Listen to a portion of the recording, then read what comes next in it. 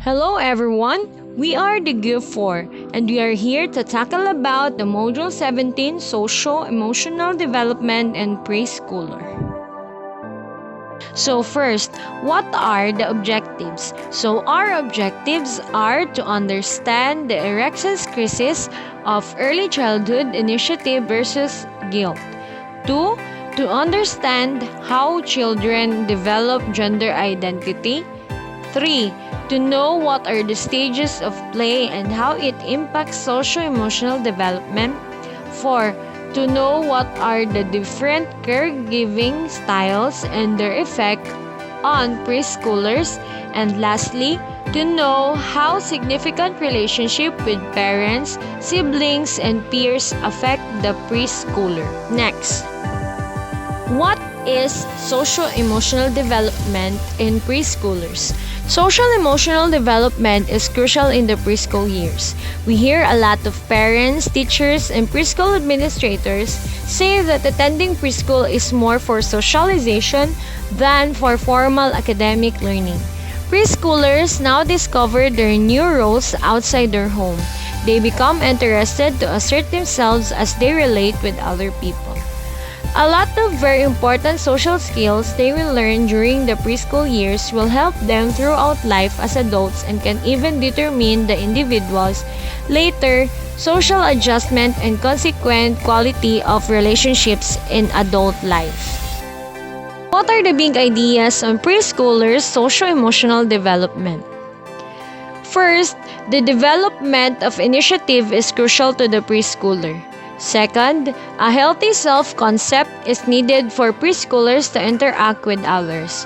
Next, environmental factors influence gender identity in young children. Next is preschoolers' social development is shown through the stages of play. Fifth, the caregiving styles of parents and teachers affect the preschoolers' socio-emotional development. And lastly, preschoolers are interested in building friendships. These following big ideas on preschoolers' socio-emotional development will be explained to you furthermore with my group mates in their respective topics. Hello. So, my topic is the preschooler initiative. In my own understanding, mauna siya ang stage sa curiosity sa mga preschooler by exploring every single things. So, kanina stage, involved diri ang mga parents, guardians, and teachers embrace the social development of preschoolers. This preschooler, the initiative in the growth. So, the initiative where the preschooler intend to do what they want by exploring things.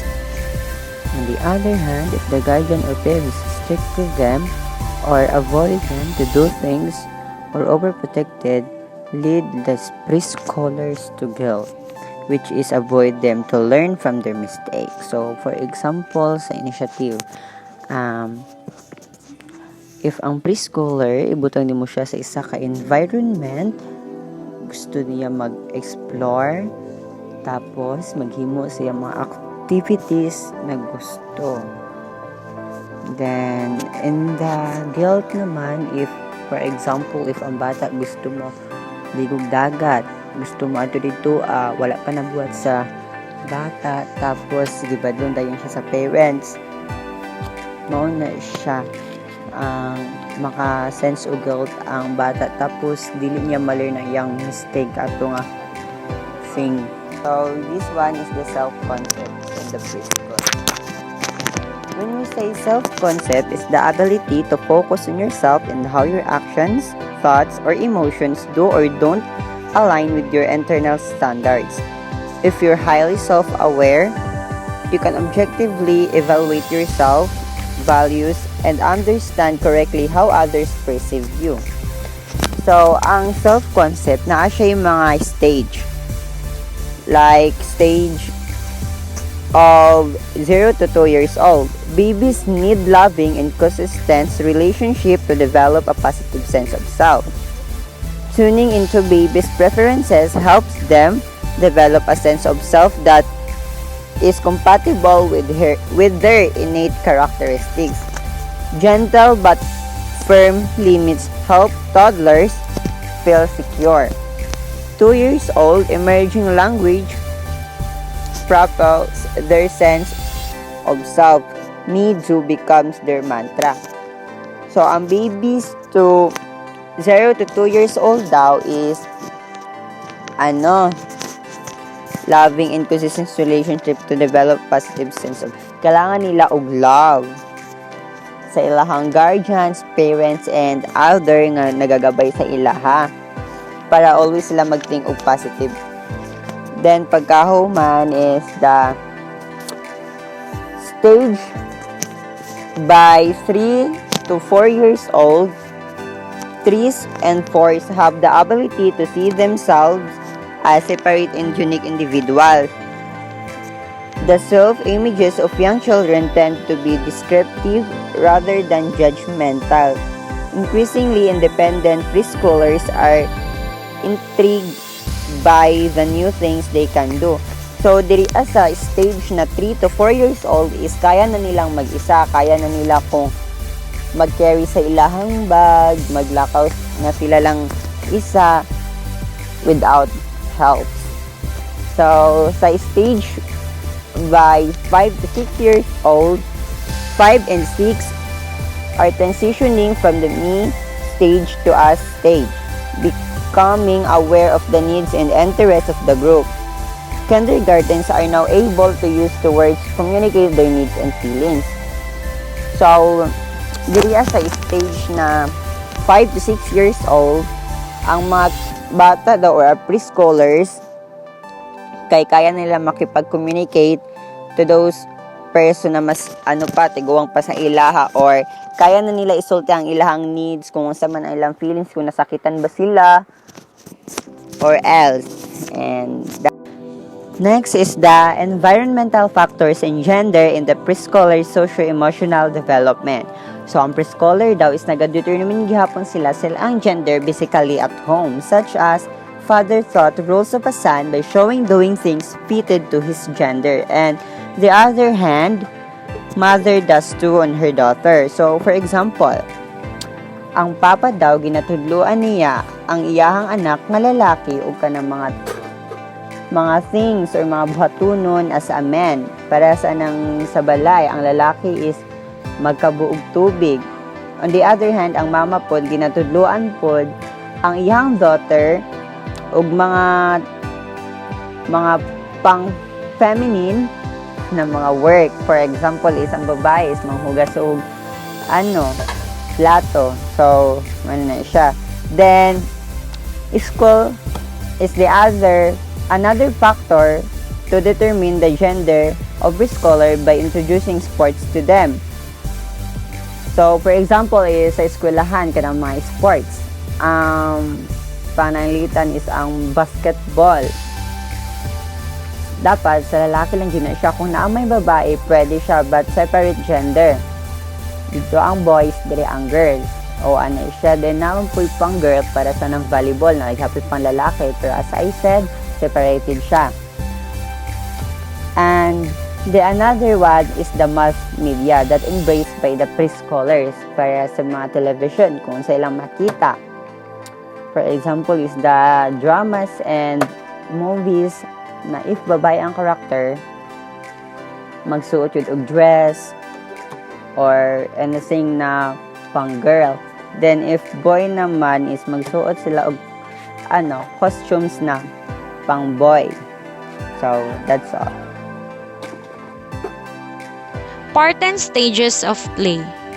Play is the main agenda of the preschool years. Play has a social dimension. As the preschooler develops, social interaction with playmates increases.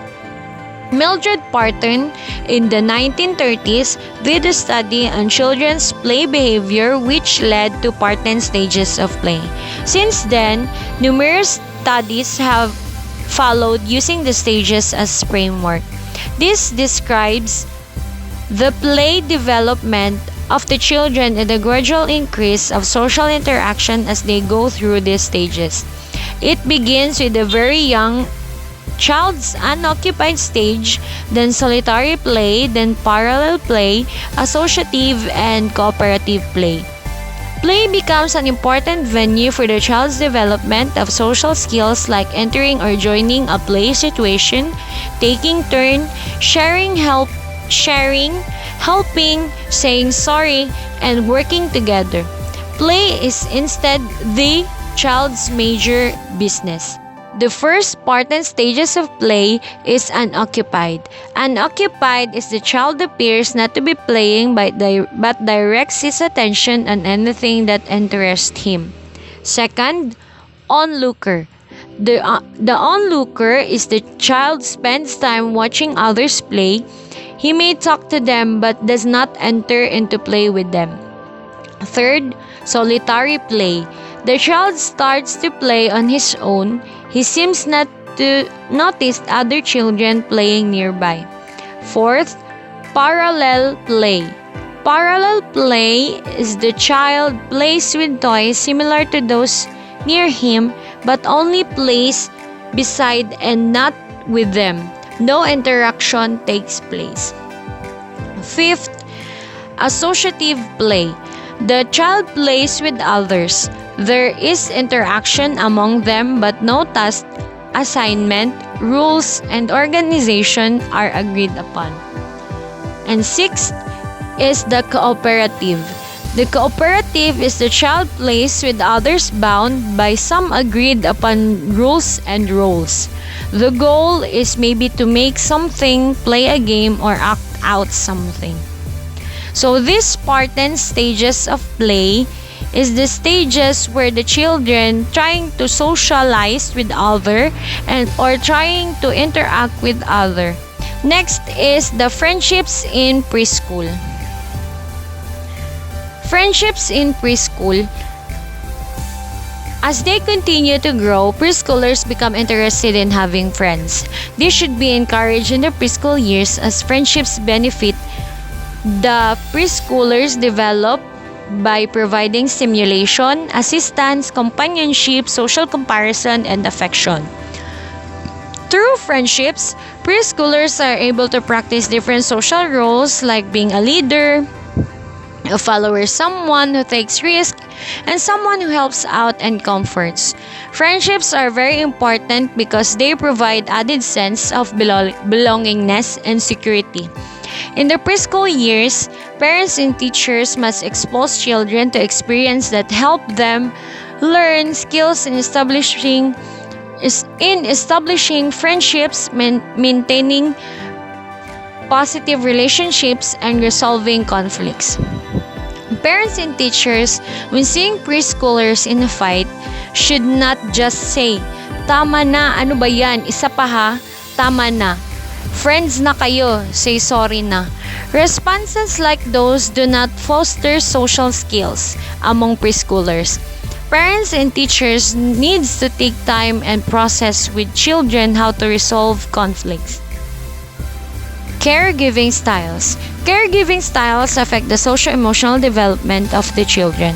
Caregivers here refer to both parents and teachers and other adults that care for the children.